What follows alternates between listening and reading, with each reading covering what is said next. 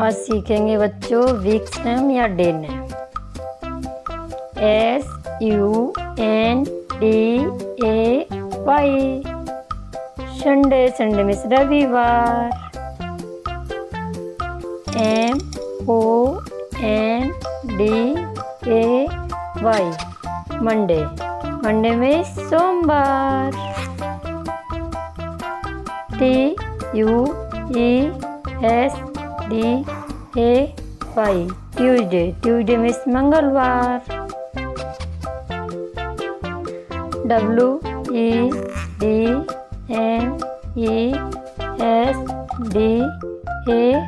WEDNESDAY, Wednesday, Wednesday means बुधवार। THURSDAY,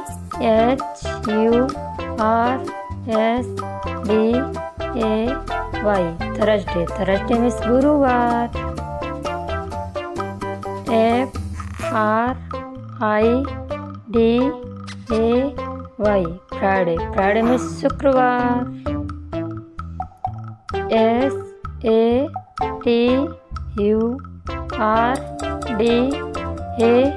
SATURDAY, Saturday, Saturday means शनिवार।